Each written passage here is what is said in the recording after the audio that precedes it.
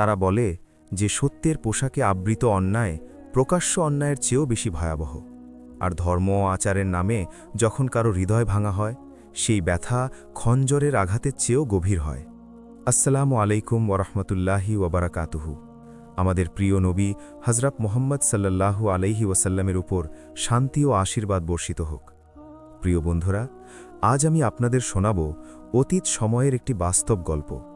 এটি এক দয়ালু হৃদয়ের নারীর গল্প, যে নিজের আপনজন ভেবে যাদের বিশ্বাস করেছিল তাদের পাতা জালেই সে আটকা পড়েছিল, এবং তারাই প্রথম তার সাথে বিশ্বাসঘাতকতা করেছিল। এটি আয়েশার গল্প, একজন বিধবা নারী যাকে এমন এক বিয়েতে বাধ্য করা হয়েছিল যা সে নিজে পছন্দ করেনি, কিন্তু তার পাষণ্ড স্বামী যা করেছিল তা আপনাদের হৃদয়কে কাঁপিয়ে দেবে। চারপাশে ফসলের ক্ষেত ঘেরা এক ছোট্ট গ্রামে আয়েশা তার স্বামী করিম এবং তাদের ছোট ছেলে ইয়াসিরকে নিয়ে এক শান্ত ও সাধারণ জীবনযাপন করত। করিম ছিল একজন দয়ালু মানুষ। সে মাঠে কাজ করত এবং প্রতিদিন সন্ধ্যায় বাড়ি ফিরে ছেলেকে কোলে তুলে নিয়ে ঘর হাসিখুশি ও উষ্ণতায় ভরিয়ে দিত। আয়েশা জীবনের কাছে এর চেয়ে বেশি কিছু চাইত না। আল্লাহ তাকে যা দিয়েছেন তাতেই সে সন্তুষ্ট ছিল। রান্নাবান্না আর ইয়াসিরের যত্ন নিয়েই তার দিন কেটে যেত, যে ইয়াসির ছিল তার হৃদয়ের আনন্দ। কিন্তু ভাগ্য তার জন্য এমন এক কঠিন মোড় লুকিয়ে রেখেছিল যা সে কখনো কল্পনাও করেনি, কারণ শান্ত সুখগুলো প্রায় স্থায়ী হওয়ার জন্য বড্ড ছোট হয়। এক কনকনে শীতের সকালে করিম বরাবরের মতো মাঠে গেল, কিন্তু সে আর ফিরে এলো না। বজ্রপাতের মতো খবর এলো যে সে গাধার পিঠ থেকে পড়ে গিয়ে পাথরের সাথে মাথায় আঘাত পেয়েছে এবং মুহূর্তের মধ্যেই মারা গেছে। আয়েশা যখন তার মৃতদেহ বাড়িতে আনা হতে দেখল, তখন সে ভেঙে পড়ল এবং এমনভাবে কাঁদতে লাগল যে তার সব শক্তি ফুরিয়ে গেল। 25 বছর বয়সেই সে বিধবা হল, সাথে এক ছোট শিশু, যে বুঝতেই পারছিল না কেন তার বাবা ফিরে আসছে না। এটাই ছিল তার কষ্টের যাত্রার শুরু, যা সে জানত না যে কত দীর্ঘ হবে। শোকের অনুষ্ঠানের পর তার শাশুড়ি সালমা তার পাশে এসে বসল এবং খুব মমতা দেখিয়ে মাথায় হাত বুলিয়ে দিল। কিন্তু সালমার চোখের সেই নিষ্ঠুর চাহনি আয়েশা লক্ষ্য করেনি। সেই চাহনি যা দিয়ে সালমা সবকিছু মাপছিল, পরিকল্পনা করছিল এবং পরবর্তী পদক্ষেপগুলো হিসেব করছিল। সালমা উপস্থিত সবার সাথে কাঁদছিল ঠিকই, কিন্তু তার কান্না শুধু করিমের জন্য ছিল না, বরং সে ভাবছিল কিভাবে এই ঘটনাকে নিজের স্বার্থে কাজে লাগানো যায়। সে আয়েশার কানে ফিসফিস করে বলল, ভয় পেও না মা, আমরা তো তোমার পরিবার, তোমাকে একা ছেড়ে দেব না। কিন্তু তার মনে মনে সে বলছিল, এক তরুণী সুন্দর বিধবা, একে অবশ্যই আমার নিয়ন্ত্রণে রাখতে হবে। যখন মানুষ চলে গেল, সালমা দেখল ইয়াসির তার মায়ের কোলে কাঁদছে। তখন সে এক ম্লান হাসি হাসল, যার সাথে দয়ার কোনো সম্পর্ক ছিল না। সে জানত এই শিশুই হবে আয়েশাকে নিয়ন্ত্রণ করার চাবিকাঠি। মা তার সন্তানের জন্য যে কোনো কিছু করতে প্রস্তুত থাকে, আর সালমা ঠিক সেই সুযোগটিই নিতে চেয়েছিল।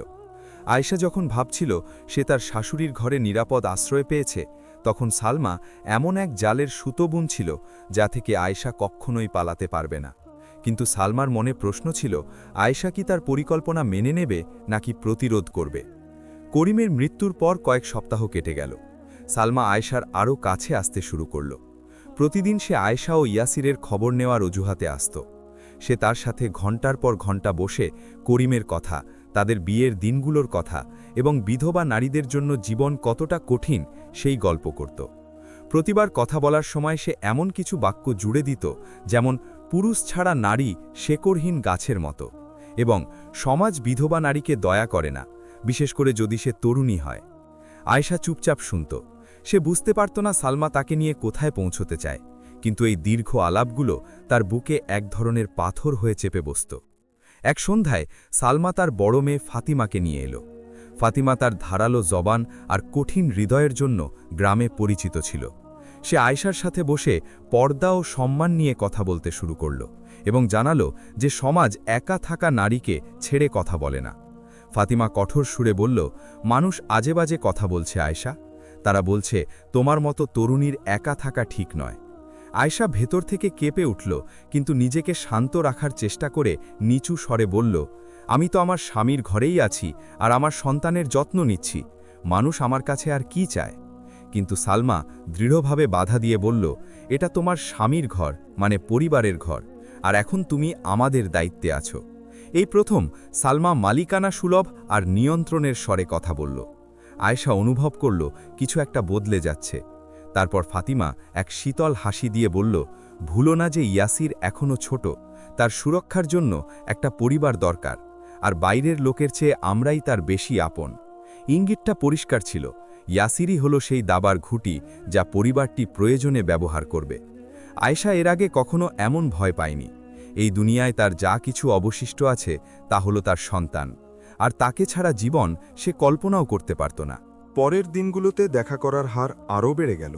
গ্রামের মহিলারা আয়েশার সামনে এসে সেই সব বিধবাদের গল্প বলত যারা সম্মান ও আশ্রয়ের জন্য বিয়ে করেছে। সবকিছু খুব সুচারুভাবে পরিকল্পিত ছিল। সামাজিক চাপ ধীরে ধীরে আয়েশার চারপাশে দেয়ালের মতো গড়ে তোলা হচ্ছিল, যা তাকে শ্বাসরোধ করে দিচ্ছিল। সে কিভাবে উত্তর দেবে বুঝতে পারছিল না, কারণ প্রতিটি কথা ধর্ম আর আচারের নামে বলা হচ্ছিল, আর কল্যাণ ও সম্মানের নামে যা দেওয়া হয় তা প্রত্যাখ্যান করার সাহস কার আছে। এক রাতে ইয়াসিরকে ঘুমানোর সময় আয়েশা পাশের ঘর থেকে ফিসফিসানি শুনতে পেল, যেখানে সালমা ও ফাতিমা কথা বলছিল। সে সাবধানে এগিয়ে গিয়ে শুনল ফাতিমা বলছে, আমাদের দ্রুত বিষয়টি শেষ করতে হবে, ও এখানে বিনা লাভে থাকতে পারে না। সালমা শান্ত কিন্তু দৃঢ় কণ্ঠে উত্তর দিল, সময় লাগবে, ওকে নিজের থেকেই রাজি হতে হবে, নয়তো ঝামেলা হবে। আয়েশার পুরো শরীর শিউরে উঠল। সে তখনও বুঝতে পারছিল না তারা কি ষড়যন্ত্র করছে, কিন্তু একটি প্রশ্ন তাকে তাড়া করে ফিরছিল, তারা আমার থেকে কি লুকাচ্ছে এবং আমার থেকে তাদের কি লাভ হবে। করিমের মৃত্যুর 2 মাস পর এক সকালে সালমা, ফাতিমা এবং তার ছোট ছেলে হামজাকে নিয়ে আয়েশার কাছে এলো। হামজা ছিল করিমের ছোট ভাই, ত্রিশর্ধ এক পুরুষ, যার চেহারা ছিল কঠোর আর চাহনি ছিল শীতল। বলা হতো সে কখনো বিয়ে করেনি এবং সে ছিল খুব রুক্ষ স্বভাবের ও অল্পভাষী। সালমা তর্কের সুযোগ না দিয়েই বলল, আয়েশা, আমরা সিদ্ধান্ত নিয়েছি তুমি আমাদের সাথে বড় বাড়িতে এসে থাকবে। তুমি আর ইয়াসির এই পরিবারের অংশ, তোমার এখানে একা থাকা শোভা পায় না। আয়েশা আপত্তি করার চেষ্টা করল, কিন্তু সালমা তাকে থামিয়ে দিল, এটা চূড়ান্ত সিদ্ধান্ত, আর তুমি যে ঘরটিতে আছো সেটা এখন হামজার প্রয়োজন। আয়েশার সামনে কোনো উপায় ছিল না, কারণ ঘরটি করিমের পরিবারের মালিকানাধীন ছিল। সেই দিনই সে তার অল্প কিছু জিনিস নিয়ে বড় বাড়িতে চলে গেল। শুরুতে ব্যবহার মোটের উপর ভালোই ছিল। তাকে আর ইয়াসিরকে একটা ছোট ঘর দেওয়া হলো এবং তারা পরিবারের সাথেই খাবার খেত। কিন্তু শীঘ্রই পরিস্থিতি বদলে গেল। সালমা তাকে ঘরের কাজে সাহায্য করতে বলতে শুরু করল, যা ধীরে ধীরে আদেশে পরিণত হল। আয়েশাকে ভোরবেলা উঠে নাস্তা তৈরি করা, ঘর পরিষ্কার করা, কাপড় ধোয়া আর রান্না করতে হতো। সন্ধ্যায় অসুস্থ শ্বশুর সালিমের সেবা করতে হতো। সে কখনো কখনো ইয়াসিরকে পিঠে বেঁধে কাজ করত, কারণ তাকে একা রাখলে সে কাঁদত। কয়েক সপ্তাহ পর ব্যবহার আরও নিষ্ঠুর হয়ে উঠল। কোনো কাজে দেরি হলে সালমা কটু কথা শুনিয়ে বলতো, তুমি কি ভেবেছ তোমাকে এখানে মেহমান হিসেবে এনেছি? অথবা বিধবাকে খাবারের যোগ্য হতে হলে কাজ করতে হয়। আয়েশা অনুভব করতে শুরু করল সে তাদের ছেলের বিধবা স্ত্রী নয়, বরং ঘরের চাকরানিতে পরিণত হয়েছে। কিন্তু ইয়াসিরের জন্য সে সব সহ্য করছিল। একই সাথে সালমা তার বাইরে যাওয়া বন্ধ করে দিল, এমনকি তার একমাত্র বান্ধবী লায়লার সাথেও দেখা করা কঠিন হয়ে গেল। আয়েশা অনুভব করল সে ধীরে ধীরে বাইরের জগৎ থেকে বিচ্ছিন্ন হয়ে যাচ্ছে এবং এই বাড়ির দেয়ালগুলো কবরের মতো তাকে চেপে ধরছে। এক সন্ধ্যায় ইয়াসিরকে নিয়ে ঘরে বসে থাকার সময় সে বাইরে হামজাকে তার মায়ের সাথে কথা বলতে শুনল। হামজা নিচু স্বরে বলছিল, ও আর কতদিন এভাবে থাকবে? মানুষ তো জিজ্ঞেস করতে শুরু করেছে। সালমা দৃঢ়ভাবে বলল, একটু ধৈর্য ধরো, সব কিছুর সময় আছে, ওকে ভালো করে প্রস্তুত করতে হবে।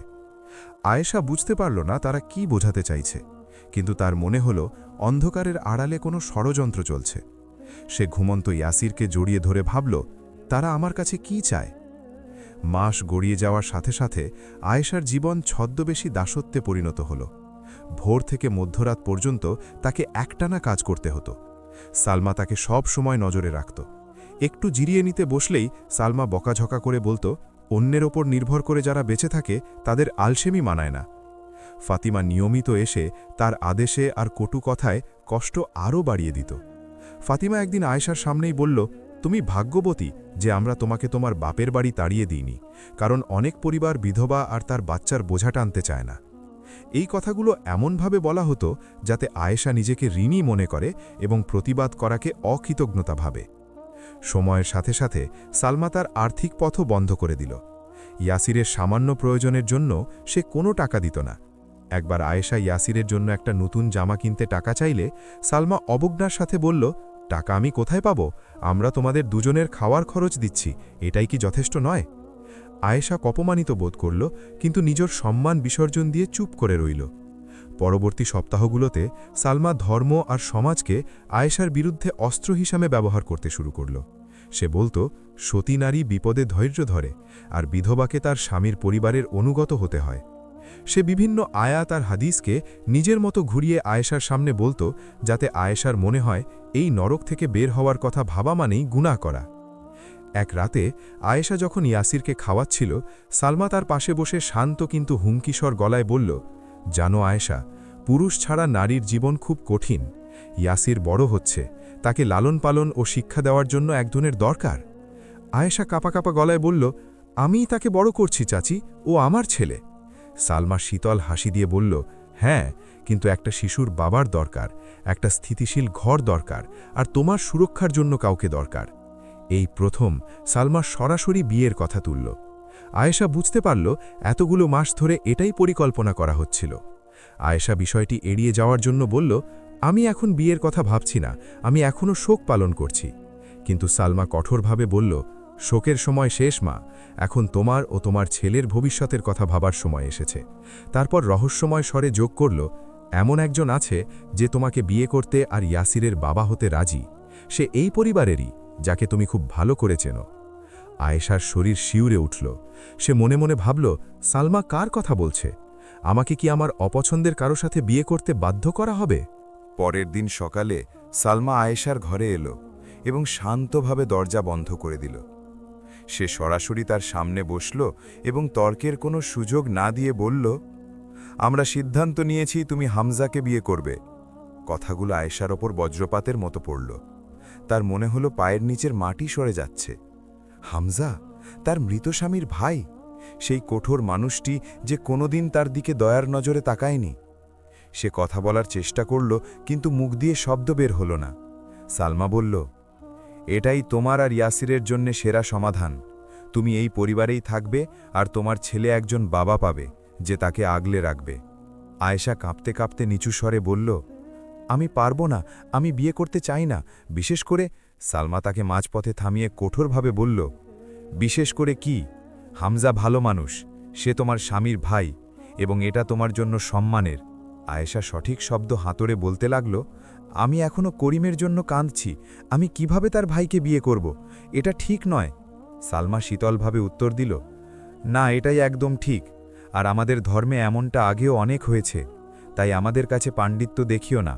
তারপর হুমকির সুরে যোগ করল, আর যদি তুমি রাজি না হও, তবে ইয়াসিরের ব্যাপারে আমাদের অন্য সিদ্ধান্ত নিতে হবে। আয়েশা স্থির হয়ে দাঁড়িয়ে রইল এবং তার মনে হলো কলিজা ফেটে যাবে। সে কম্পিত কণ্ঠে বলল, ইয়াসিরের ব্যাপারে কি সিদ্ধান্ত? সালমা এক নিষ্ঠুর হাসি দিয়ে বলল, আমি বলতে চাচ্ছি, ইয়াসির এই পরিবারের সন্তান, এবং তার ওপর আমাদের অধিকার সবার আগে। তুমি যদি অবাধ্য হও, তবে আমাদের হয়তো তাকে তোমার থেকে কেড়ে নিয়ে নিজেদের কাছে রেখে মানুষ করতে হবে, কারণ সে এই পরিবারের বংশধর। আয়েশার মনে হলো আকাশ তার মাথার ওপর ভেঙে পড়েছে। তার চোখ দিয়ে অঝরে জল ঝরতে লাগল, কিন্তু সে একটি শব্দও উচ্চারণ করতে পারল না। সেই দিনই ইয়াসির দীর্ঘ সময়ের জন্য নিখোঁজ হয়ে গেল। আয়েশা জানত না তারা তাকে কোথায় নিয়ে গেছে। সে সব জায়গায় খুঁজল, চিৎকার করল, কাঁদল, কিন্তু কেউ কোনো উত্তর দিল না। সালমা বারান্দায় বসে শান্তভাবে তার কষ্ট দেখছিল। ঘণ্টার পর ঘণ্টা কান্নাকাটি আর অনুনয় বিনয় করার পর হামজা ইয়াসিরকে নিয়ে ফিরে এলো। শিশুটি কাঁদছিল আর মায়ের দিকে হাত বাড়িয়ে দিচ্ছিল। আয়েশা দৌড়ে গিয়ে তাকে হামজার হাত থেকে ছিনিয়ে নিল এবং জড়িয়ে ধরে কাঁদতে লাগল। হামজা তার দিকে এক শীতল দৃষ্টি দিয়ে কোনো আবেগ ছাড়াই বলল, মা তোমার সিদ্ধান্তের কথা আমাকে জানিয়েছে, আশা করি তুমি বুদ্ধিমতীর মতো কাজ করবে। তারপর সে ঘর থেকে বেরিয়ে গেল। আয়েশা ইয়াসিরকে জড়িয়ে ধরে মেঝেতে বসে পড়ল। সে বুঝতে পারল সে পুরোপুরি আটকা পড়েছে, পালানোর কোনো পথ নেই, অন্য কোনো উপায় নেই। সালমা ঘরে এসে শান্ত কিন্তু চূড়ান্ত স্বরে বলল, আগামী সপ্তাহে পাঞ্চিনি, আর 1 মাস পর বিয়ে, এটাই শেষ কথা। এই বলে সে দরজা বন্ধ করে বেরিয়ে গেল। আয়েশা তার চোখের জল আর ছেলের সাথে আঁকা রয়ে গেল। নিষ্পাপ ইয়াসিরের চোখের দিকে তাকিয়ে সে মনে মনে প্রশ্ন করল, আমি কি সত্যিই এই বিয়েতে বাধ্য হব? আর যে মানুষকে আমি ভালোবাসি না আর যে আমাকে ভালোবাসে না, তার সাথে আমার জীবনে কি অপেক্ষা করছে? 1 সপ্তাহ কাটল এক যুগের মতো। আয়েশা তার ঘরে বন্দী হয়ে রইল। সে ছোট ইয়াসির ছাড়া আর কারো সাথে কথা বলল না, যে ইয়াসির তার নিষ্পাপ চোখ দিয়ে মায়ের দুঃখের কারণ জানতে চাইছিল। সে পালানোর কথা ভেবেছিল, বাপের বাড়ি যাওয়ার কথা ভেবেছিল, কিন্তু মনে পড়ল তার বাবা বহু বছর আগে মারা গেছেন আর মা বিয়ে করে দূরের গ্রামে চলে গেছেন। তাকে রক্ষা করার মতো কেউ নেই। আর যদি সে চলেও যায়, সালমা ইয়াসিরকে কেড়ে নেবে, যা আয়েশা সহ্য করতে পারত না। কাবিননামার দিনটি খুব দ্রুত চলে এলো। কাজীকে বাড়িতে ডাকা হলো এবং কিছু আত্মীয় ও প্রতিবেশীকে জড়ো করা হলো। আয়েশা তার ঘরে এক সাধারণ পোশাক পরে বসে রইল। বিনা বিন্যাস বা সাজসজ্জা ছাড়াই আনন্দহীন ফ্যাকাশে মুখ নিয়ে আয়েশা এমনভাবে যাচ্ছিল যেন সে নিজের বিয়েতে নয়, বরং নিজের জানাজায় যাচ্ছে। সালমা তার ঘরে ঢুকে আদেশ দেওয়ার সুরে বলল, এই হিজাবটা পরে নাও আর নিচে এসো, শেখ অপেক্ষা করছেন। আয়েশার উত্তর দেওয়ার মতো শক্তিও অবশিষ্ট ছিল না। সে কেবল এক ভেঙে পড়া যন্ত্রের মতো আদেশ পালন করল। বসার ঘরে হামজা পাথরের মতো শক্ত মুখে বসেছিল। তার চেহারায় আনন্দ বা সন্তুষ্টির কোনো চিহ্নই ছিল না। মনে হচ্ছিল সেও এই বিয়েতে বাধ্য হয়েছে। আয়েশা ভেতরে ঢুকলে সে তার দিকে একবার শীতল ও দ্রুত দৃষ্টিপাত করে মুখ ফিরিয়ে নিল। শেখ যখন আয়েশাকে তার সম্মতির কথা জিজ্ঞেস করলেন, সে নিঃশব্দে মাথা নাড়ল। এমনকি যখন তাকে কবুল বলতে বলা হলো, তার মুখ দিয়ে কোনো শব্দ বের হলো না। তখন সালমা উচ্চস্বরে প্রশ্নটি পুনরাবৃত্তি করে বলল, তুমি কি রাজি? আয়েশা এক রুদ্ধ কণ্ঠে উত্তর দিল। কয়েক মিনিটের মধ্যেই বিয়ের চুক্তি শেষ হয়ে গেল। সেখানে কোনো উৎসব বা আনন্দ ছিল না। উপস্থিতদের পক্ষ থেকে ছিল কেবল কিছু ফ্যাকাশে অভিনন্দন। লোকজন চলে যাওয়ার পর আয়েশা নিজের ঘরে ফিরে গিয়ে দরজা বন্ধ করে দিল এবং ক্লান্তিতে ঘুমিয়ে পড়ার আগে পর্যন্ত অঝরে কাঁদল। রাতে হামজা সেই ঘরে এলো না, এমনকি দরজায় টোকাও দিল না। মনে হচ্ছিল সে আয়েশার মুখই দেখতে চায় না। পরের দিনগুলোতে এটা স্পষ্ট হয়ে গেল যে এই বিয়ে একটি শূন্য কাঠামো ছাড়া আর কিছুই নয়। হামজা আয়েশার সাথে খুব সংক্ষিপ্ত ও শুকনো কথা ছাড়া আর কিছুই বলতো না, এবং তার দিকে সবসময় ঘৃণার দৃষ্টিতে তাকাত। সে খুব ভোরে বাড়ি থেকে বেরিয়ে যেত এবং রাতে ফেরার আগে পর্যন্ত দেখা মিলত না। ফিরে এসে নিঃশব্দে রাতের খাবার খেয়ে অন্য একটি ঘরে গিয়ে ঘুমিয়ে পড়ত। এদিকে সালমা আগের চেয়েও নিষ্ঠুর হয়ে উঠল। সে এখন আয়েশাকে নিজের পুত্রবধূর বদলে একজন আনুষ্ঠানিক পরিচারিকা বা দাসী হিসেবে গণ্য করতে শুরু করল। একদিন সকালে সে কড়া সুরে আয়েশাকে বলল, মনে করো না যে এই বিয়েতে কিছু বদলাবে। তুমি এখানে এই বাড়ির সেবা করার জন্য আছো, এটাই তোমার কাজ। ফাতেমাও মাঝে মধ্যে এসে আয়েশাকে আরও অপমান করত। প্রতিবেশীদের সামনে এসে বলতো, হামজা খুব দয়ালু মানুষ, সে এক বিধবাকে তার সন্তানসহ বিয়ে করতে রাজি হয়েছে। খুব কম লোকই এমনটা করে। এই কথাগুলো এমনভাবে বলা হতো যেন আয়েশা সবার ওপর এক ভারী বোঝা এবং তার উপস্থিতি কেবল একটি করুণা, যার জন্য তার প্রতিদিন কৃতজ্ঞ থাকা উচিত। একদিন আয়েশা যখন মেঝে পরিষ্কার করছিল, সে শুনতে পেল হামজা তার মায়ের সাথে নিচু স্বরে কথা বলছে। এটার কি খুব প্রয়োজন ছিল? সালমা দৃঢ়ভাবে উত্তর দিল, হ্যাঁ, প্রয়োজন ছিল। কারণটা তুমি পরে বুঝতে পারবে। আয়েশা তাদের কথার মানে বুঝতে পারল না, কিন্তু সে অনুভব করল এই বিয়ের পেছনে কোনো গোপন রহস্য রয়েছে। এমন এক রহস্য যা তারা তাকে জানাতে চায় না। কিন্তু সেই রহস্যটা কি? আর কেনই বা হামজা নিজের অনিচ্ছা সত্ত্বেও নিজেকে এই বিয়েতে বাধ্য করল? আয়েশার জীবন এক অন্তহীন নরকে পরিণত হল। তাকে ফজরের আগেই উঠতে হতো হামজা, সালমা এবং অসুস্থ সালেমের জন্য নাস্তা তৈরি করতে। এরপর সারা বাড়ি পরিষ্কার করা, কাপড় ধোয়া, দুপুরের ও রাতের খাবার রান্না করা, সবই তাকে করতে হতো। এক মুহূর্ত বিশ্রামের সুযোগ ছিল না। সামান্য ভুল বা অবহেলা হলেই সালমার কঠোর তিরস্কার সইতে হতো। মাঝে মধ্যে ফাতেমা এসে তার কাজের খুঁত ধরত এবং সবার সামনে সমালোচনা করত। আয়েশা অনুভব করল সে আর মানুষ নেই, কেবল একটি কাজের যন্ত্রে পরিণত হয়েছে। কেউ তার অনুভূতি বা ক্লান্তির পরোয়া করত না। হামজা তাকে এমনভাবে এড়িয়ে চলত যেন তার কোনো অস্তিত্বই নেই। প্রয়োজন ছাড়া সে কথাও বলত না। সালমা প্রতিবেশীদের সামনে আয়েশাকে অপদস্থ করে আনন্দ পেত। যখন কোনো মহিলা বাড়িতে আসত, সালমা চিৎকার করে বলত, আয়েশা, মেহমানদের জন্য চা নিয়ে এসো। আয়েশা যখন চা নিয়ে আসত, সালমা তখন বলত, দেখুন ও কত বাধ্য আর কর্মঠ, এটাই একজন আদর্শ স্ত্রীর কর্তব্য। কথাগুলো বিদ্রূপের সুরে বলা হতো এবং মহিলারা এক অস্বস্তিকর হাসি হাসত। কিন্তু কেউ আয়েশার হয়ে কথা বলার সাহস পেত না। এক সন্ধ্যায় আয়েশা যখন ইয়াসিরকে খাওয়াচ্ছিল, হামজা ঘর থেকে কিছু একটা নিতে ভেতরে এলো। প্রথমবারের মতো আয়েশা সাহস করে নিচু স্বরে জিজ্ঞেস করল, তুমি আমার সাথে কথা বলো না কেন? কেন এমন আচরণ করো যেন আমার কোনো অস্তিত্বই নেই? হামজা তার দিকে শীতল চোখে তাকিয়ে রুক্ষ স্বরে বলল, কারণ আমি এই বিয়েটা চাইনি, তোমার মতো আমাকেও বাধ্য করা হয়েছে। তারপর নিচু স্বরে যোগ করল, আমাকে বেশি প্রশ্ন করো না, আমাদের প্রত্যেকের আলাদা জীবন আছে। এই বলে সে ঘর থেকে বেরিয়ে গেল, আয়েশাকে আরও বড় এক গোলক ধাঁধায় রেখে। কয়েক সপ্তাহ পার হওয়ার পর আয়েশা এক অদ্ভুত জিনিস লক্ষ্য করল। হামজা প্রায় প্রতি রাতেই এশার নামাজের পর বাইরে চলে যেত এবং অনেক রাতে ফিরত। সালমাকে এ বিষয়ে সাবধানে জিজ্ঞেস করলে সে রেগে গিয়ে বলতো, এটা তোমার বিষয় নয়, হামজা একজন মানুষ, তার নিজস্ব কাজ থাকে। কিন্তু আয়েশার মনে হচ্ছিল এই গভীর রাতে কি এমন কাজ থাকতে পারে। এক রাতে সে হামজাকে দরজার কাছে কারো সাথে কথা বলতে শুনল। হামজার কণ্ঠে এমন এক মমতা ছিল যা আয়েশা আগে কখনো শোনেনি। সে সাবধানে এগিয়ে গেল, কিন্তু কাউকে দেখতে পেল না। আয়েশা দরজাটা একটু খুলতেই হামজা দ্রুততা বন্ধ করে দিয়ে রাগত স্বরে বলল, আমার ওপর গোয়েন্দাগিরি করবে না, এটা তোমার অধিকার নেই। আয়েশা ভয় পেয়ে ঘরে ফিরে এলো, কিন্তু তার কৌতূহল আরও বেড়ে গেল। একদিন হামজার ঘর পরিষ্কার করার সময় আয়েশা একটি ছোট মেয়েলি রুমাল খুঁজে পেল, যাতে এক অদ্ভুত পারফিউমের গন্ধ ছিল, যা এই বাড়ির কোনো মহিলার নয়। সালমার পায়ের শব্দ শুনে সে দ্রুত ওটা লুকিয়ে ফেলল। তার সন্দেহ হল হামজার রাতের জীবনের সাথে কোনো গোপন বিষয় জড়িত। যখন সে পরোক্ষভাবে প্রশ্ন করার চেষ্টা করল, সালমা তার ওপর ফেটে পড়ল এবং বলল, তুমি এখানে কেবল আদেশ পালন আর সেবা করার জন্য আছো, তোমার সাথে সংশ্লিষ্ট নয় এমন বিষয় নিয়ে প্রশ্ন করার জন্য নও। যদি আর কখনো হামজার জীবনে নাক গলাতে দেখি, তবে তোমাকে এর চরম মূল্য দিতে হবে। এই হুমকির সুর স্পষ্ট ছিল এবং আয়েশা বুঝল যে কোনো কিছু বোঝার চেষ্টা করলে তাকে শাস্তি পেতে হবে। কিন্তু প্রশ্নটা তাকে তাড়া করে ফিরতে লাগল, হামজা প্রতি রাতে কোথায় যায়? কেন সবাই তাকে স্বাধীনভাবে চলতে দেয় অথচ সেই বাড়িতে বন্দী? বিয়ের 2 মাস পর হামজা ও করিমের বাবা সালেমের স্বাস্থ্যের দ্রুত অবনতি হতে শুরু করল। হার্টের সমস্যার কারণে তিনি দীর্ঘ কয়েক বছর ধরে শয্যাশায়ী ছিলেন, কিন্তু এখন তিনি আরও দুর্বল ও জীর্ণ হয়ে পড়েছেন। সালেম ছিলেন অত্যন্ত দয়ালু মনের মানুষ এবং এই বাড়ির একমাত্র ব্যক্তি যিনি আয়েশার প্রতি কিছুটা সহানুভূতি দেখাতেন। মাঝে মাঝে তিনি আয়েশার দিকে করুণ চোখে তাকিয়ে থাকতেন, যেন তিনি তার ওপর হওয়া অন্যায় বুঝতে পারছেন, কিন্তু কিছুই করার ক্ষমতা নেই।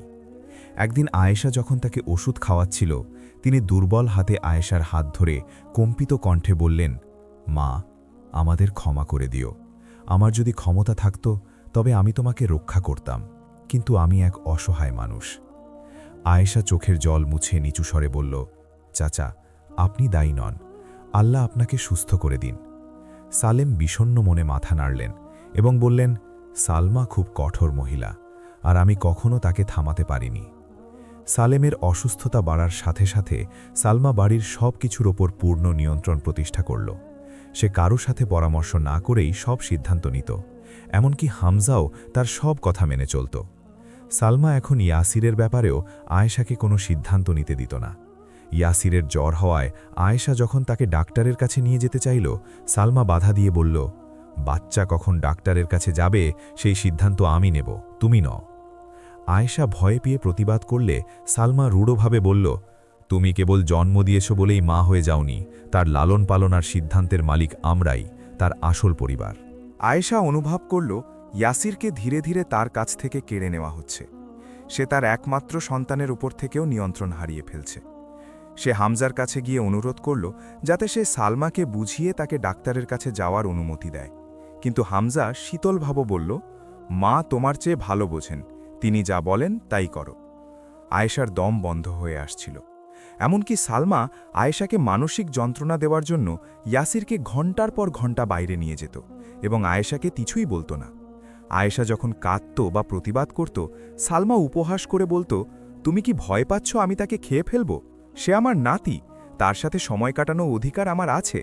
কিন্তু আয়েশা জানত এটা ভালোবাসা নয়, বরং তাকে ভেঙে দেওয়ার এক নিষ্ঠুর কৌশল। এক রাতে ইয়াসিরকে ঘুম পাড়িয়ে আয়েশা যখন ঘরে একা বসেছিল, তখন সে সালেমের ক্ষীণ কণ্ঠ শুনতে পেল। সে ভেতরে গেলে দেখল সালেম খুব কষ্ট করে শ্বাস নিচ্ছেন। তিনি অশ্রুসিক্ত চোখে আয়েশার দিকে তাকিয়ে ভাঙা ভাঙা গলায় বললেন, ইয়াসিরকে নিয়ে পালিয়ে যাও মা, এই বাড়িতে অমঙ্গল অর্থাৎ স্বর আছে। তিনি কথা শেষ করতে পারলেন না এবং জ্ঞান হারিয়ে ফেললেন। আয়েশা চিৎকার করে সবাইকে ডাকল। সালমা ও হামজা দ্রুত এসে সালেমকে তার ঘরে নিয়ে গেল। সকালে ডাক্তার এলেও সালেমের সেই কথাগুলো আয়েশার মাথায় ঘুরপাক খেতে লাগল। এই বাড়িতে কি এমন অমঙ্গল আছে? হামজা যখন দেখল আয়েশা বিচলিত, সে রাগত স্বরে বলল, বাবা জ্বরের ঘরে আবল তাবল বকছিলেন, ওসব সিরিয়াসলি নেওয়ার কিছু নেই। কিন্তু আয়েশা মনে মনে জানত সালেম জ্বরের ঘরে ছিলেন না, বরং তিনি তাকে এমন কোনো ভয়ঙ্কর সত্য থেকে সতর্ক করতে চেয়েছিলেন যা এই বাড়ির সবাই তার কাছ থেকে লুকিয়ে রাখছে। পরবর্তী সপ্তাহগুলোতে আয়েশা পরিবারের ভেতরে আরও কিছু অদ্ভুত বৈপরীত্য লক্ষ্য করল। সে খেয়াল করল যে হামজা প্রচুর টাকা খরচ করছে, যদিও ক্ষেতখামার থেকে তাদের আয় অতটা বেশি ছিল না। সে নিয়মিত নতুন নতুন কাপড় কিনত এবং দামি জিনিস নিয়ে আসত। একদিন সে সালমাকে বলতে শুনল, খরচ অনেক বেড়ে গেছে, তবে চিন্তা নেই, এটা বেশি দিন চলবে না। আয়েশা এর অর্থ বুঝতে পারল না, কিন্তু তার মনে হলো কোনো আর্থিক রহস্য এখানে কাজ করছে। একদিন হামজার ঘর পরিষ্কার করার সময় সে কিছু হিসাবের কাগজ পেল, কিন্তু সে লেখাপড়া বেশি না জানার কারণে তার পাঠোদ্ধার করতে পারল না। এক সন্ধ্যায় ফাতেমা যখন সালমার সাথে কথা বলছিল, আয়েশা চা পরিবেশন করার সময় শুনতে পেল ফাতেমা উপহাসের সুরে বলছে, বেচারা কিছুই জানে না, তাই না? সালমা নিচু স্বরে হেসে উত্তর দিল, ও যত কম জানবে আমাদের জন্য তত ভালো। আয়েশার সারা শরীর ভয়ে শিউরে উঠল, কিন্তু সে না জানার ভান করে দ্রুত ঘর থেকে বেরিয়ে গেল। সে এখন নিশ্চিত হল যে তার বিরুদ্ধে এক বড় ষড়যন্ত্র চলছে এবং সবাই তা জানে, কেবল সে বাদে। সে হামজার উপর নজর রাখতে শুরু করল। হামজা নির্দিষ্ট সময় বেরোত এবং মাঝে মধ্যে ফিরে আসার সময় ব্যাগে করে খাবার বা কাপড় আনত, যা সে বাড়ির ভেতর না নিয়ে পেছনের ছোট কামরায় লুকিয়ে রাখত। একদিন সাহস করে হামজার দেরি হওয়ার কারণ জিজ্ঞেস করতেই সালমা তার ওপর প্রচণ্ড রেগে গিয়ে বলল, তুমি কে যে স্বামীর জীবন নিয়ে প্রশ্ন করবে? তুমি এখানে সেবা আর আনুগত্য করতে এসেছ, মাথা ঘামাতে নয়। সে আরও হুমকি দিয়ে বলল, বেশি কৌতূহল তোমার জন্য বিপদ ডেকে আনবে। আয়েশা চুপ হয়ে গেলেও তার মনে প্রশ্নের পাহাড় জমতে থাকল। একদিন রাতে সে হামজাকে সালমার সাথে নিচু স্বরে কথা বলতে শুনল, আমি আর এভাবে চালিয়ে যেতে পারছি না, এটা ঠিক হচ্ছে না। সালমা কঠোরভাবে বলল, আমি যতক্ষণ বলছি ততক্ষণ তোমাকে চালিয়ে যেতেই হবে, না হলে সব ফাঁস হয়ে যাবে। আয়েশার হৃদপিণ্ড যেন ছিঁড়ে যাওয়ার উপক্রম হল। কি ফাঁস হয়ে যাওয়ার ভয় পাচ্ছে তারা? পরের দিন আয়েশা যখন কুয়োতলায় কাপড় ধুইছিল, তার দীর্ঘদিনের বান্ধবী লায়লা তার সাথে দেখা করতে এলো। আয়েশা কান্নায় ভেঙে পড়ল এবং তার কষ্টের কথা জানালো, কিন্তু রহস্যের কথাগুলো সে গোপন রাখল যাতে সালমা জানতে না পারে। লায়লা উদ্বিগ্ন হয়ে বলল, আয়েশা, গ্রামের মানুষ অনেক আজে বাজে কথা বলছে। তারা বলছে হামজাকে নাকি অনেক দূরে অন্য কারোর সাথে দেখা যায়, কিন্তু আমি তোমাকে আর কষ্ট দিতে চাই না। লায়লা কথা থামিয়ে দিলে আয়েশা তাকে বারবার অনুরোধ করল সবটা খুলে বলতে। লায়লা ক্ষমা চেয়ে বলল, আমি মানুষের কথা ছড়াতে চাই না, তবে তুমি সাবধানে থেকো। এই বলে সে দ্রুত চলে গেল। আয়েশার জীবন এক অন্ধকার কারাগারের মতো হয়ে গেল। অতিরিক্ত কাজ, অপমান আর এই ঘনীভূত রহস্য তার অস্তিত্বকে মুছে দিচ্ছিল। এক রাতে সব কাজ শেষ করে আয়েশা যখন শ্রান্ত হয়ে বসেছিল, হামজা ঘরে এলো। আয়েশা সাহস সঞ্চয় করে ধীর স্বরে বলল, হামজা, দয়া করে বলো কি ঘটছে, কেন এত রহস্য? হামজা থমকে দাঁড়াল এবং তার চোখে অপরাধবোধ বা ভয়ের এক মিশ্র আভাস দেখা গেল। সে নিচু কিন্তু কড়া স্বরে বলল, তুমি কিছুই জানো না, আর না জানাই তোমার জন্য ভালো। আয়েশা কম্পিত কণ্ঠে বলল, কিন্তু আমি তো তোমার স্ত্রী, আমার কি জানার অধিকার নেই? হামজা এক তিক্ত হাসি হেসে বলল, স্ত্রী? তুমি আমার স্ত্রী নাও, তুমি কেবল একটি, ওসব ভুলে যাওয়াই তোমার জন্য ভালো। কথা শেষ না করেই সে ঘর থেকে বেরিয়ে যাওয়ার জন্য পা বাড়াল।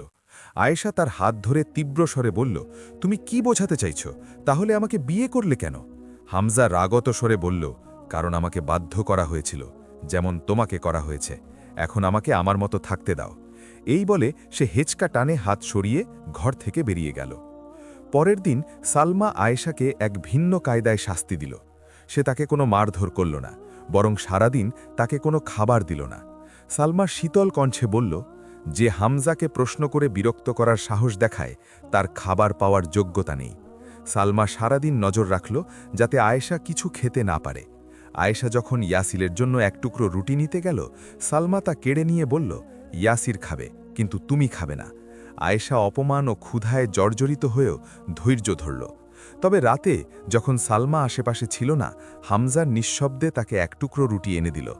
তাকে দেখে মনে হচ্ছিল সে কিছুটা অপরাধ বোধ করছে, কিন্তু এটি আয়েশার কষ্ট বিন্দুমাত্র কমাতে পারল না। সে অনুভব করছিল যে সে অন্যায়ের এমন এক ঘূর্ণিপাকে বাস করছে যেখান থেকে বের হওয়ার কোনো পথ তার জানা নেই। এক রাতে যখন সবাই ঘুমিয়ে গিয়েছিল, আয়েশা অন্ধকারে বসে থাকার সময় ঘরের বাইরে থেকে একটি ক্ষীণ কণ্ঠস্বর শুনতে পেল। সেটি ছিল একজন মহিলার কণ্ঠ, যে হামজার সাথে কথা বলছিল। সে সাবধানে জানালার কাছে এগিয়ে গেল এবং অন্ধকারে হামজার সাথে দাঁড়িয়ে থাকা এক মহিলার ছায়া দেখতে পেল। হামজা তার সাথে এমন এক মমতা ভরা সুরে কথা বলছিল যা আয়েশা আগে কখনো শোনেনি। আয়েশা মহিলার মুখ দেখতে পায়নি, কিন্তু হামজাকে নিচু স্বরে বলতে শুনল, বেশি সময় লাগবে না, আমি কথা দিচ্ছি। এরপর মহিলাটি দ্রুত চলে গেল এবং হামজা ঘরে ফিরে এলো। আয়েশা নিজের জায়গায় স্তব্ধ হয়ে বসে রইল। কে এই মহিলা? হামজা তাকে কিসের কথা দিয়েছিল? আয়েশা অনুভব করল সে বড় কোনো কিছু আবিষ্কার করতে চলেছে যা তার জীবনকে ওলটপালট করে দেবে। কিন্তু সেই কি সত্য জানার পর তা সহ্য করতে পারবে, নাকি পুরোপুরি ভেঙে করবে? সেই ভয়াবহ রাতের পরদিন আয়েশা মানসিকভাবে ও শারীরিকভাবে বিধ্বস্ত ছিল। সে স্পষ্টভাবে কিছুই চিন্তা করতে পারছিল না। সকালে লায়লা তাকে দেখতে এলো এবং তার বান্ধবীর শোচনীয় অবস্থা দেখে জেদ করল যে সে তার সাথে ঘরে একা বসবে। লায়লা সাবধানে দরজা বন্ধ করে আয়েশার পাশে বসল, আর আয়েশা কোনো কথা না বলেই কান্নায় ভেঙে পড়ল। লায়লা খুব নিচু স্বরে ফিসফিস করে বলল, আমাকে সব বলো, আমি তোমাকে এই অবস্থায় একা ছাড়ব না। আয়েশা কাঁপা কাঁপা কণ্ঠে সব কিছু বলতে শুরু করল। হামজার নিষ্ঠুর আচরণ, তাকে ঘিরে থাকা রহস্য, ইয়াসিরকে নিয়ে অনবরত হুমকি এবং গত রাতে দেখা সেই রহস্যময় মহিলার কথা সে জানাল। লায়লা খুব মনোযোগ দিয়ে সব শুনল এবং প্রতিটি কথার সাথে তার মুখ অন্ধকার হয়ে আসছিল। লায়লা দৃঢ়ভাবে বলল, তোমার কাছ থেকে বড় কিছু গোপন করা হচ্ছে আয়েশা, আর আমি তোমাকে সেটা জানতে সাহায্য করব, তবে তোমাকে সতর্ক থাকতে হবে। আয়েশা কয়েক মাস পর এই প্রথম অনুভব করল যে সে একা নয়, আর এই অনুভূতি তাকে কিছুটা শক্তি জোগাল। লায়লা তাকে পরামর্শ দিল যে সে যেন সরাসরি বিবাদ বন্ধ করে নীরবে পর্যবেক্ষণ শুরু করে, কারণ প্রশ্ন সন্দেহ জাগায়, কিন্তু নীরবতা উদ্দেশ্য গোপন রাখে। লায়লা বলল, সব কিছু পর্যবেক্ষণ করো, কিন্তু বুঝতে দিও না যে তুমি কিছু সন্দেহ করছো।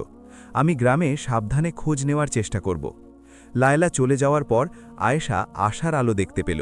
সে তার বান্ধবীর পরামর্শ মেনে প্রশ্ন করার বদলে নীরবে লক্ষ্য করার সিদ্ধান্ত নিল। আয়েশা এখন সেই ছোট ছোট বিষয়গুলো খেয়াল করতে শুরু করল যা আগে ভয় আর কাজের চাপে তার চোখে পড়ত না। সে সতর্ক চোখে হামজা ও সালমার গতিবিধি লক্ষ্য করতে থাকল। সে দেখল যে প্রায় প্রতি সপ্তাহে পাশের গ্রাম থেকে একটি ছেলে হামজার জন্য চিঠি নিয়ে আসে। হামজা দ্রুত সেটা পড়ে চুল্লিতে পুড়িয়ে ফেলত। একদিন আয়েশা পুরোপুরি না পড়া একটি কাগজের ছোট অংশ দেখতে পেল, যাতে মেয়েলি হাতে লেখা ছিল, বরাবরের মতো তোমার অপেক্ষায় আছি, কিন্তু বাকিটুকু সে পড়তে পারল না।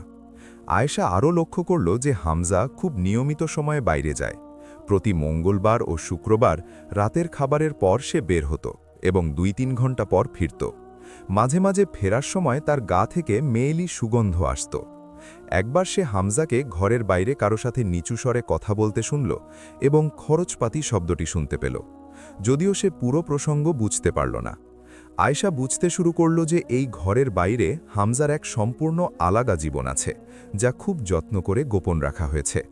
তার সাথে এই বিয়েটা আসলে বড় কোনো পরিকল্পনার অংশ মাত্র। কিন্তু এর সাথে তার সম্পর্ক কি? হামজা যদি তাকে নাই চাইত, তবে কেন তাকে এই বিয়েতে বাধ্য করা হলো? সে বুঝতে পারল যে এই বিয়েটা মূল অপরাধ নয়, বরং এটি অন্য কোনো বড় ও বিপজ্জনক কিছু ঢাকার আবরণ মাত্র। একদিন বসার ঘর পরিষ্কার করার সময় সে একটি বালিশের পেছনে লুকানো একটি ছোট খাতা পেল।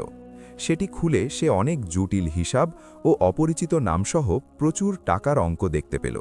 কিন্তু বিস্তারিত পড়ার আগেই সে সালমার পায়ের শব্দ শুনতে পেল এবং দ্রুত খাতাটি যথাস্থানে রেখে বেরিয়ে এলো। সে অনুভব করল সে সত্যের খুব কাছাকাছি পৌঁছেছে, কিন্তু পুরো চিত্রটি এখনও পরিষ্কার নয়। হামজা কি পরিকল্পনা করছে? আর এই সব কিছুর মধ্যে আয়েশার আসল ভূমিকা কি? পরবর্তী সপ্তাহগুলোতে সালমা আয়েশাকে পুরোপুরি ভেঙে ফেলার জন্য মানসিক নির্যাতন বাড়িয়ে দিল। সালমা হয়তো বুঝতে পেরেছিল যে আয়েশা আগের চেয়ে বেশি পর্যবেক্ষণ ও চিন্তা করছে। সে ইয়াসিরকে আরও নিষ্ঠুরভাবে ব্যবহার করতে শুরু করল। সে ইয়াসিরকে দীর্ঘ সময় নিজের কাছে রাখত এবং আয়েশাকে তাকে দেখতে বাধা দিত। যখন আয়েশা মিনতি করত, সালমার শীতল স্বরে বলতো, ইয়াসিরের শেখা উচিত যে তার মায়ের চেয়ে তার দাদি বেশি গুরুত্বপূর্ণ। একদিন সে ক্ষুধার্ত ইয়াসিরকে আয়েশার থেকে দূরে সরিয়ে নিজেই খাওয়ালো, যাতে আয়েশা নিজেকে পুরোপুরি অসহায় মনে করে। এই পদ্ধতিগুলো আয়েশাকে ভেতর থেকে ভেঙে দিচ্ছিল। সে অনুভব করছিল তার সন্তানকে তার কাছ থেকে ছিঁড়ে নেওয়া হচ্ছে। এক অত্যন্ত কঠিন দিন শেষে আয়েশা পুরোপুরি ভেঙে পড়ল এবং ঘরের কোণে বসে ঘণ্টার পর ঘণ্টা নীরবে কাঁদল। সে ভাবল সবকিছু মেনে নিয়ে একটি যন্ত্রের মতো বেঁচে থাকবে, যাতে অন্তত টিকে থাকা যায়। কিন্তু সেই অন্ধকার মুহূর্তে তার ইয়াসিরের মুখ মনে পড়ল। আত্মসমর্পণ করার অর্থ হল তাকে চিরতরে হারিয়ে ফেলা। পরদিন লায়লা এসে আয়েশার চোখে এক ভিন্ন কিছু দেখল। কিছু একটা ভেঙে গেছে। সে আয়েশার হাত শক্ত করে ধরে বলল, এখন হার মেনো না, আমি খুব গুরুত্বপূর্ণ কিছু জানতে পেরেছি। লায়লার কথাগুলো আয়েশার মনে জেদ ফিরিয়ে আনল। সে সিদ্ধান্ত নিল আরও কিছুটা ধৈর্য ধরবে এবং নীরবে পর্যবেক্ষণ চালিয়ে যাবে। কিছুদিন পর আয়েশা ধীরে ধীরে তার ভারসাম্য ফিরে পেল। পরিস্থিতি ভালো হয়েছিল বলে নয়, বরং সে নিজেকে একজন অসহায় শিকার থেকে একজন নীরব পর্যবেক্ষকে পরিণত করেছিল। সে স্বাভাবিকভাবে কাজ করতে থাকল এবং প্রতিবাদ ছাড়াই সব আদেশ মানতে শুরু করল, কিন্তু তার চোখ সবকিছু সূক্ষ্মভাবে দেখছিল। একই সময়ে লায়লা গ্রামে নীরবে কাজ করছিল। সে সালমার পরিবার ও হামজা সম্পর্কে এমনভাবে খোঁজ নিচ্ছিল যাতে কেউ সন্দেহ না করে। একদিন লায়লা আয়েশার কাছে এক রহস্যময় তথ্য নিয়ে এলো।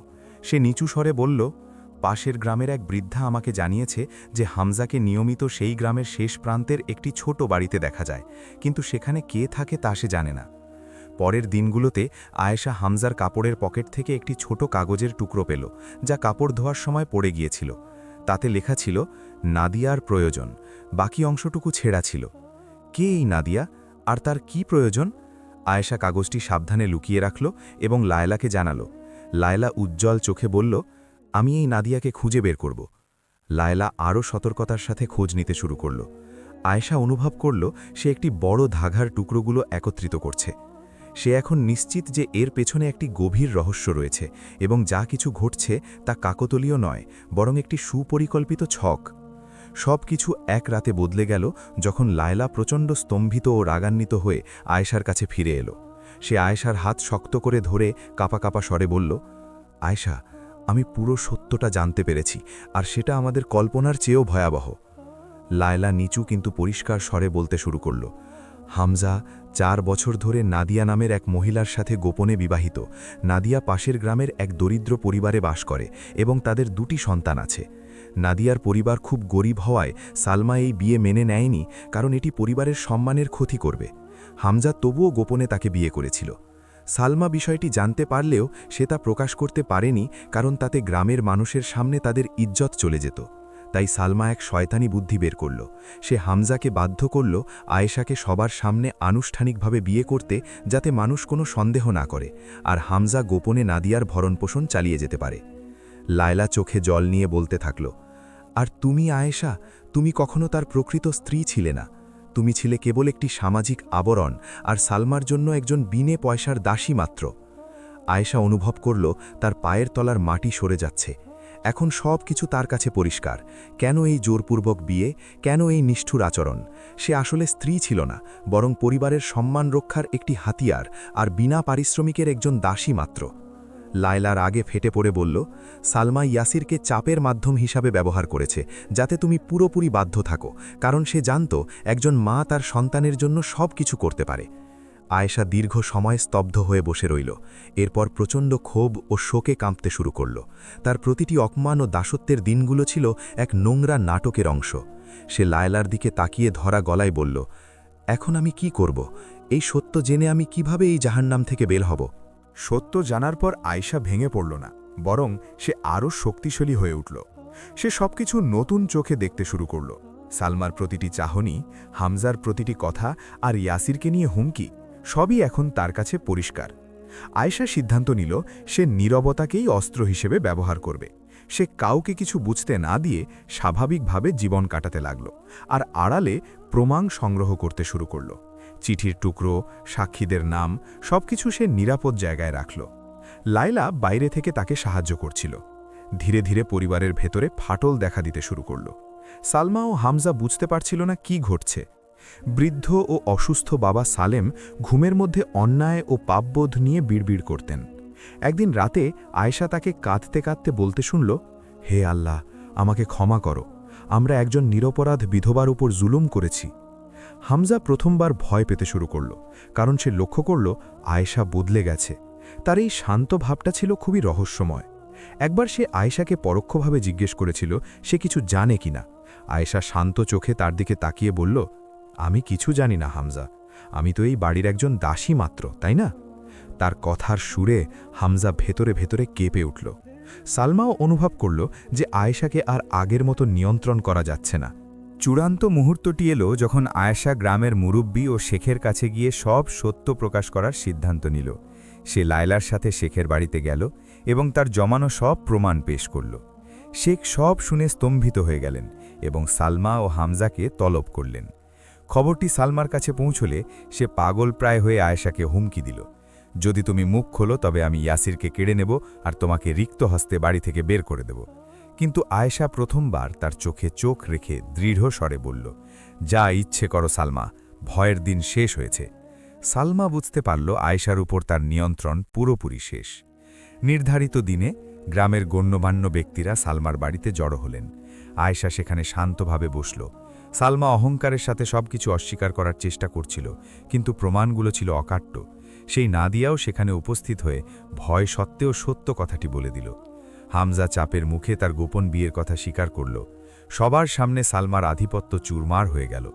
শেখ রায় দিলেন যে আয়েশার সাথে এই বিয়ে নৈতিকভাবে অবৈধ এবং প্রতারণামূলক। তিনি পরিবারকে নির্দেশ দিলেন আয়েশা ও তার সন্তানের সব পাওনা ফিরিয়ে দিতে।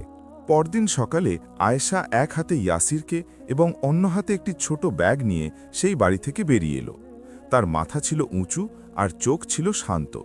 সে একবারও পেছন ফিরে তাকালো না। লায়লা তাকে নিজের বাড়িতে স্বাগত জানালো এবং গ্রামের মুরব্বীরা তাকে তার স্বামীর সম্পত্তির অংশ পেতে সাহায্য করলেন। আয়েশা তার মর্যাদাও পরিচয় ফিরে পেল। অন্যদিকে সালমা তার পরিবারের সম্মান হারিয়ে সারা জীবন লজ্জিত অবস্থায় কাটালেন, আর হামজা দুই পরিবারের মধ্যে গুরুত্বহীন হয়ে পড়ে রইলেন। আয়েশা কোনো প্রতিহিংস অনুভব করেনি, বরং সে মুক্তি অনুভব করছিল। এক শান্ত রাতে সে ইয়াসিরের সাথে চাঁদের আলোতে বসে আল্লাহর কাছে কৃতজ্ঞতা প্রকাশ করল। সে জানল যে জুলুম যত দীর্ঘই হোক না কেন, আল্লাহর বিচার সেই মানুষের জন্য অবশ্যই আসে যে ধৈর্য ধরে এবং অন্যায়ের বিরুদ্ধে দাঁড়ায়। এভাবেই আয়েশার গল্পের সমাপ্তি হল।